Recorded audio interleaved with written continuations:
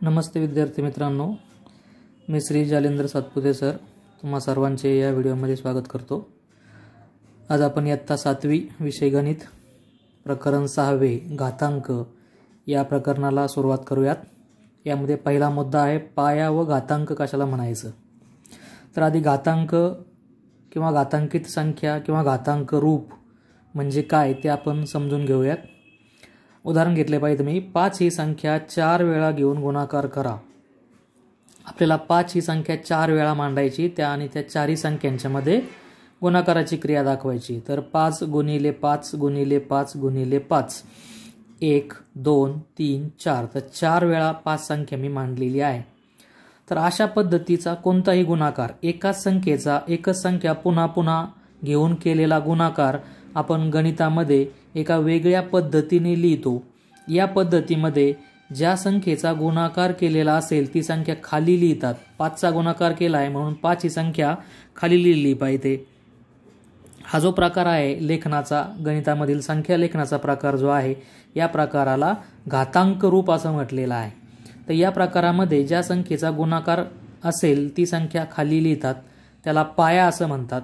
आणि ती संख्या किती वेळा आलेली आहे ते मोजून तो आकडा त्या संख्येच्या डोक्यावर जरासं वर त्या ठिकाणी लिहितात, त्याला घातांक असं म्हणतात।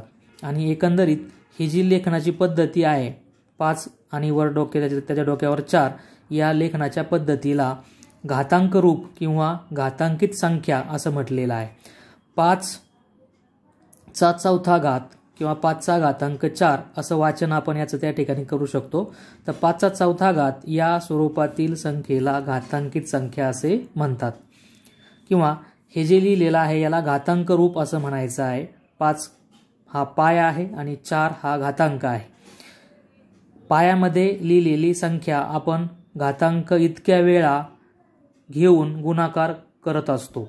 5 1 2 3 4 वेळा आलेला आहे तर 5 खाली लिहिलेला आहे आणि 4 वर लिहिलेत। उलट नाही करायचं, 4 खाली लिहून 5 वर नाही घ्यायचे। ज्या संख्येचा गुणाकार केला असेल ती संख्या पायामध्ये लिहायची आणि किती वेळा ती संख्या घेतलेली असेल ती संख्या आपल्याला घातांकामध्ये लिहायची असते।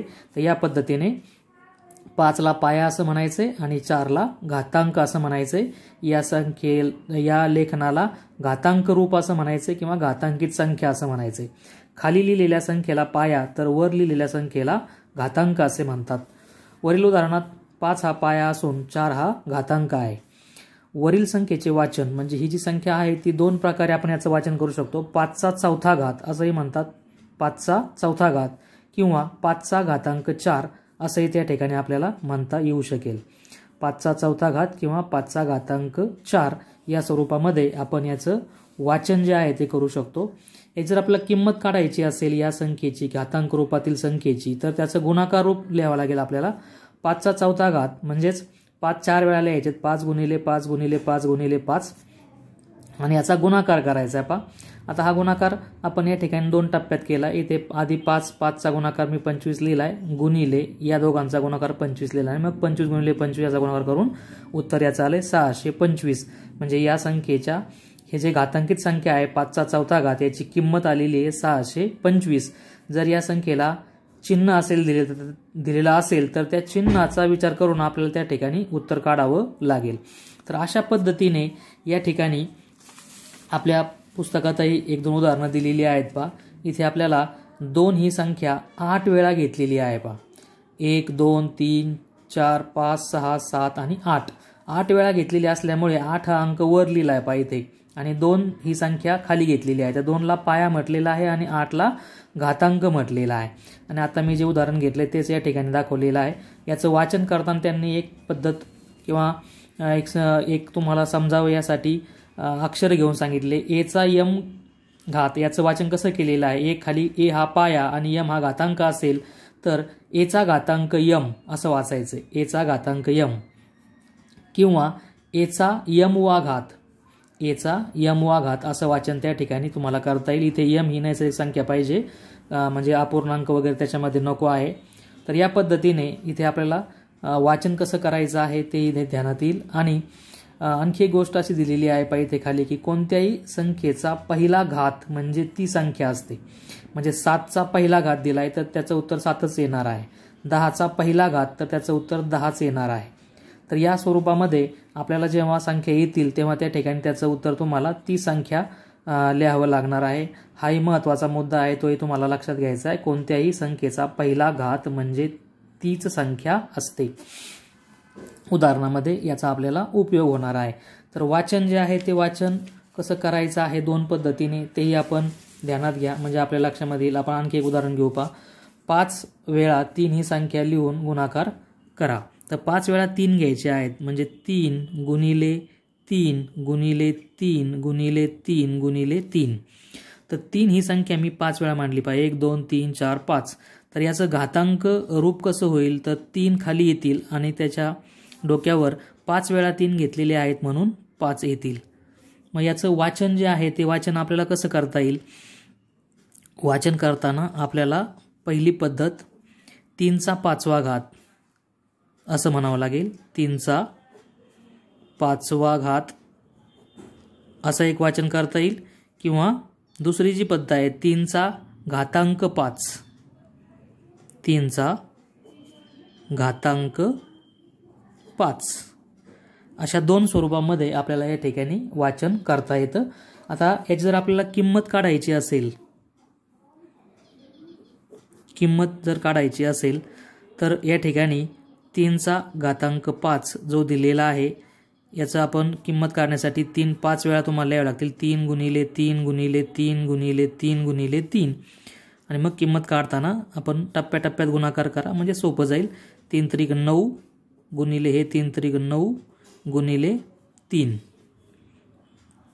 याचा गुणाकार 9 9 81 गुणिले 3 3 1 3 आणि 3 8 24 म्हणजे 243 ही या घातांकित संख्येची किंमत असेल. तर यामध्ये पाया कोणता आणि घातांक कोणता. 3चा 5वा घात या संख्येत पाया कोणता पाया तर पाया म्हणजे खालची संख्या 3 व घातांक म्हणजे वरची संख्या घातांक म्हणजे 5. तर या पद्धतीने ही जी संख्या लिहिलेली आहे याला घातांक रूप म्हणायचं आहे, याला त्याचं गुणाकार रूप म्हणायचं आहे आणि या आलेल्या गुणाकाराच्या उत्तराला या घातांक रूपाची किंमत म्हणायचं आहे. खालच्या या संख्येला पाया म्हणायचं आहे, वरच्या संख्येला घातांक म्हणायचं आहे आणि त्याचं वाचन या पद्धतीने आपण करू शकतो. तर या एवढ्या माहितीवर आधारित आपण या ठिकाणी पहिला जो काही सराव संच आहे या प्रकरणातला तो इथे सोडवणार आहोत. सराव संच 26 जो दिलेला आहे तो आपण इथे सोडवूयात. त्यामध्ये पहिला प्रश्न जो दिलेला आहे पहा, त्यामध्ये आपल्याला सांगितलं आहे की सारणी पूर्ण करा. सारणी म्हणजे एक टेबल दिलेला आहे, तो टेबल आपल्याला पूर्ण करायचा आहे. तर कसं करायचं ते आपण त्याचं एक उदाहरण त्यांनी सोडून दाखवलेलं आहे. इथे 3चा 4था घात किंवा 3चा घातांक 4 मी दोन्ही प्रकारे वाचन करून दाखवतोय. 3चा 4था घात असं म्हणता येईल किंवा 3चा घातांक 4 असंही म्हणता येईल. तर पहिलं विचारले पाया कोणता, तर खालची संख्या 3 आहे त्यामुळे पाया 3. घातांक कोणता तर वरची संख्या 4 म्हणून घातांक 4. त्याचं गुणाकार रूप पायातल्या संख्येचा घातांक इतके वेळा गुणाकार लिहायचा आहे. पायातली संख्या 3 आहे त्याचा 4 वेळा गुणाकार लिहायचा आहे. 1 2 3 4 4 वेळा संख्या घेऊन त्याचा गुणाकार मांडलाय. 3 त्रिक 9 9 त्रिक 27 आणि 27 त्रिक 81. 81 ही या घातांकित संख्येची काय आली किंमत आली. नंबर 2चं उदाहरण आहे पहा. 16चा 3रा घात किंवा 16चा घातांक 3. तर यामध्ये खालची संख्या आहे 16 म्हणून पाया 16. आपले पाय खाली असतात आहे की नाही, त्याला अनुसरून पाया हा जो संबोध आहे तो आपण लक्षात ठेवू शकतो. पाय खाली आहेत म्हणून पाया म्हणजे खालची संख्या 16 आणि वर डोक्यावर जे 3 लिहिलेले आहे त्याला आपण घातांक म्हणायचे 3. याचं घातांक रूप लिहायचं तर 16 ही संख्या 3 वेळा लिहायची. 16 गुणिले 16 गुणिले 16. तर याचा गुणाकार जर केला आपण 16 गुणिले 16 256 होतील आणि 256 गुणिले 16 जे आहे ते जर आपण केलं तर त्याचं उत्तर येईल 4096. गुणाकार आपण कच्च्या कागदावर करायचा आहे किंवा पाटी पेन्सिल वापरून करायचा आहे. 4096 एवढा गुणाकार या ठिकाणी या 3 16चा त्या ठिकाणी येणार आहे. त्यानंतर पुढचं आता तुम्हाला घातांकित रूप नाही दिलं बा, पाया दिलाय आणि घातांक दिलाय. मग यावरनं घातांक रूप तुम्हाला लिहिता येईल. तर पाया म्हणजे खालची संख्या आहे, ऋण 8 खाली लिहायचे आहेत आणि त्याच्या डोक्यावरती 2 लिहायचे आहेत. ऋण 8चा दुसरा घात, ऋण 8चा घातांक 2 असं याचं आपल्याला रीडिंग किंवा वाचन करता येईल. आता याचं गुणाकार रूप कसं लिहावं लागेल तर ऋण 8 गुणिले ऋण 8. ऋण 8 दोनदा घ्यायचा आहे. चिन्हांकित संख्येच्या गुणाकाराचा नियम, जर दोघांचे चिन्हे समान असतील तर गुणाकार करा आणि उत्तराला धनचिन्ह द्या. धनचिन्ह येणार आहे याचं, त्यामुळे धनचिन्ह आपण लिहित नाही. 8 64 धन 64 उत्तर येणार आहे. तर धनचिन्ह लिहिण्याची काही आवश्यकता नाही आहे, फक्त मी काय लिहिली या ठिकाणी 64. तर याची किंमत किती येईल? 64 येईल. पुढच्यामध्ये पहा तुम्हाला गुणाकार रूप दिलेला आहे, डायरेक्ट पाया पण नाही दिलेला आणि घातांक पण नाही दिलेला.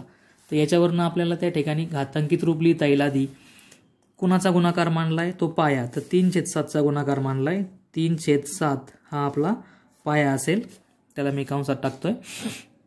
किती वेळा गुणाकार मानला 3/7चा? 1 2 3 4, म्हणून त्याच्या डोक्यावरती आपल्याला 4 लिहायचे. 3/7चा चौथा घात किंवा 3/7चा घातांक 4.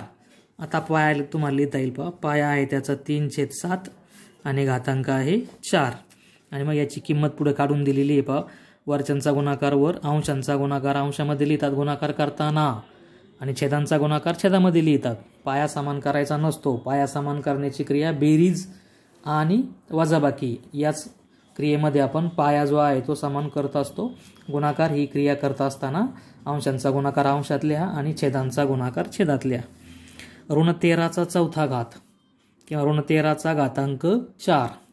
तर याचा पाया आहे ऋण 13 आणि घातांक आहे 4. याचं गुणाकार रूप होईल ऋण 13 लिहायचे 4 वेळा. ऋण 13 गुणिले ऋण 13 गुणिले ऋण 13. याच्यात बसत नाही आहे बा, खाली घेतो मी ऋण 13.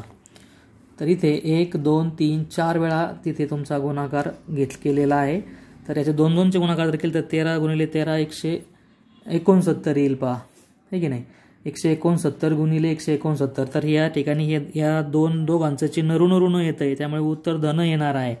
या दोघांचं उत्तर धन येईल आणि या दोघांचं पण धनच येईल. म्हणजे 169 गुणिले 169 अशा पद्धतीने गुणाकार केला आपण तर त्याचं उत्तर येणार आहे 28,561. इथे आपल्याला धनच उत्तर येणार आहे 28,561. तर अशा पद्धतीने हा गुणाकार कच्चा तुम्ही करून त्या ठिकाणी तपासून पाहू शकता. बाजूला करायचा, इथे आपल्याला जागा नाही आहे त्यामुळे मग गुणाकार बाजूला करा. गुणाकार चुकला तर उत्तर हे आपलं चुकणार आहे. मग त्याची किंमत जी आहे ती काढण्यासाठी आपल्याला गुणाकार करणं गरजेचं आहे. प्रश्न दुसरा जो दिलेला आहे पहा, किंमत काढा. तर या प्रश्नाला आपण वेगळ्या पेजवरती वेगळ्या कागदावरती सोडूयात. प्रश्न दुसरा, किंमत काढा अशा स्वरूपाचा प्रश्न आहे. पहिली संख्या आहे पहा 2चा 10वा घात. एक वाचन, दुसरं वाचन 2चा घातांक 10. पहिलं वाचन कसं करणार? 2चा 10वा घात. दुसरं वाचन कसं करणार? 2चा घातांक 10. म्हणजे 2 हा पाया आहे, 10 हा घातांक आहे. तर 2 ही संख्या 10 वेळा लिहिलेली पहा मी त्याच्यासमोर. गुणाकार रूप लिहिलं त्याचा आधी आणि या गुणाकार रूपामध्ये 2 10 वेळा मांडलेले आहेत. तर 3 तिघांचा गुणाकार मी मांडलाय पहा. 2 गुणिले 2 4 आणि 4 गुणिले 2 8. या तिघांचा गुणाकार 8. या तिघांचा गुणाकार पुन्हा 8 आणि राहिलेल्या चौघांचा गुणाकार 16. म्हणजे 8 गुणिले 8 64 आणि 64 गुणिले 16 असा गुणाकार केला आपण. तर याचं उत्तर येतं 1024. सगळ्यांचे चिन्ह धन आहेत त्यामुळे गुणाकाराच्या उत्तराचं पण चिन्ह धन येणार आहे. म्हणजे 2चा 10वा घात बरोबर 1024 एवढी किंमत तुम्हाला त्या ठिकाणी त्या घातांकित संख्येची मिळणार आहे. 2चा 10वा घात या संख्येची किंमत आली 1024. नंबर 2, 5चा तिसरा घात किंवा 5चा घातांक 3. 5चा तिसरा घात किंवा 5चा घातांक 3 म्हणजे 5 ही संख्या 3 वेळा घेऊन गुणाकार लिहायचा आहे. 5 गुणिले 5 गुणिले 5. पहिल्या 5चा गुणाकार 25 गुणिले 5 5 125 म्हणजे 5चा घातांक 3 याचं उत्तर आलं 125. याची किंमत आली 125. आता महत्त्वाचं ऋण 7चा चौथा घात. ऋण चिन्ह दिलेला आहे तुमच्या पायातल्या संख्येला. घातांकातल्या संख्येला ऋण चिन्ह येईल का?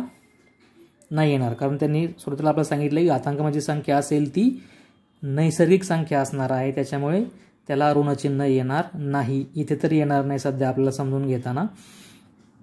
तर या पद्धतीने ऋण 7 4 वेळा आपण घेऊ. ऋण 7 गुणिले ऋण 7 गुणिले ऋण 7 गुणिले ऋण 7 दोघांचा गुणाकार करू सोपं होण्यासाठी. 7 7 49 होतील. ऋण ऋण चिन्ह आहे दोघांचं म्हणून गुणाकाराच्या उत्तराचं चिन्ह धन येणार आहे. हे चिन्हांचा जो काही आपला घोळ आहे तो नीट ध्यानात घ्या. समान चिन्ह असेल तर गुणाकाराचं उत्तर धन लिहायचंय. वेगवेगळे चिन्ह असतील, एकाचं धन एकाचं ऋण, तर गुणाकाराचं उत्तर ऋण लिहायचं आहे. हे दोन नियम नीट डोक्यात आपल्या असतील तर आपलं चुकणार नाही. 49 गुणिले 49 याचं उत्तर आलं 2401. म्हणजे ऋण 7चा चौथा घात याची किंमत आली 2401. यानंतर पुढचा आहे ऋण 6चा तिसरा घात. म्हणजे ऋण 6 हा पाया आणि 3 हा घातांक. ऋण 6चा घातांक 3. ऋण 6 3 वेळा घेतले. ऋण 6 गुणिले ऋण 6 गुणिले ऋण 6. तर पहिल्या दोघांचा गुणाकार करू आपण. दोघांचं चिन्ह समान आहे म्हणून त्याचं उत्तर 6 6 36 धन 36 येईल. गुणिले ऋण 6 तसेच खाली घेतले परत, कारण याला जोडी नाही पुढे म्हणून तो तसाच खाली घेतलाय. आता 36चं चिन्ह धन आहे आणि 6चं चिन्ह ऋण आहे. तर या दोघांचा गुणाकार करून उत्तर आले 216. पण त्याचं चिन्ह मात्र काय येणार आहे आता ऋण येणार आहे. कारण ज्यांचा गुणाकार केलाय आपण त्यांची चिन्ह वेगवेगळी आहेत. 36चं चिन्ह धन आहे आणि 6चं चिन्ह ऋण आहे. वेगवेगळे चिन्ह असल्यास गुणाकाराचं किंवा भागाकाराचं उत्तर ऋण येतं. हा नियम आहे, त्याला अनुसरून याचं उत्तर आलं ऋण 216. यानंतर पाचवा आहे 9चा तिसरा घात. म्हणजे 9चा 3 वेळा घ्या आणि गुणाकार करा. 9 गुणिले 9 गुणिले 9 9 9 81. 81 गुणिले 9 9 1 9 आणि 9 8 72 म्हणजे 729. 9चा तिसरा घात याची किंमत आली 729. 8चा पहिला घात. पहा मगाशी जो आपण नियम पाहिला तो इथे उपयोगाला येणार आहे. 8चा पहिला घात याची किंमत 8च येणार आहे. नियम असा आहे कोणत्याही संख्येचा पहिला घात म्हणजे तीच संख्या असते. कोणत्याही संख्येचा पहिला घात म्हणजे तीच संख्या असते. या नियमाला अनुसरून याचं उत्तर 8 येणार आहे. त्यानंतर 4/5चा तिसरा घात. म्हणजे 4/5 3 वेळा घ्यायचे आहेत. 4/5 गुणिले 4/5 गुणिले 4/5 दोघांचा गुणाकार केला व अंशाचा गुणाकार अंशात 4 चोक 16 5 5 25 आणि पुन्हा 16 गुणिले 4 16 चोक 64 आणि 25 गुणिले 5 125. या दोघांचं उत्तर 16/25 आलंय. पुढची संख्या तीच घेतली 4/5 आणि मग गुणाकाराला 64/125. म्हणजे या घातांकित संख्येची किंमत आली 64/125. यानंतर पुढचं आहे 8वं उदाहरण ऋण 1/2चा चौथा घात. ऋण 1/2 गुणिले ऋण 1/2 गुणिले ऋण 1/2 गुणिले ऋण 1/2 1 2 3 4 वेळा आपण त्या ठिकाणी ऋण 1/2 घेतलेले आहेत. तर या दोघांचा गुणाकार केल्यास उत्तर येईल. हे दोघं पण ऋण आहेत म्हणून उत्तर येईल धन. 1 गुणिले 1 1च येईल आणि 2 गुणिले 2 4 होतील. इथे पण तसंच 1 गुणिले 1 1 आणि 2 गुणिले 2 4. यांचा गुणाकार करा परत. 1 गुणिले 1 1च येईल आणि 4 छेदाचा गुणाकार छेदामध्ये 4 चोक 16 धन 16. म्हणजे उत्तर आलं 1/16. ऋण 1/2 चा चौथा घात याची किंमत आली 1/16. तर अशा पद्धतीने हा जो काही सराव संच 26 आहे तो अगदी व्यवस्थित पद्धतीने तुम्हाला समजावून सांगण्याचा प्रयत्न केलेला आहे. व्हिडिओला लाईक करायचं आहे, चॅनलला सबस्क्राईब करायचं आहे आणि हा व्हिडिओ आपण इतर आपल्या मित्रमैत्रिणींसोबत शेअर करायला मात्र विसरायचं नाही. सोडून दाखवलेली जी उदाहरणं आहेत ती छान अक्षरामध्ये आपण आपल्या गणिताच्या वहीमध्ये लिहून काढायची आहेत आणि पुस्तकात पाहून जे काही महत्त्वाच्या संकल्पना आहेत, ज्या डार्क करून दाखवलेल्या बाबी आहेत त्याही आपण नोट्सच्या स्वरूपामध्ये लिहून काढायच्या आहेत. धन्यवाद.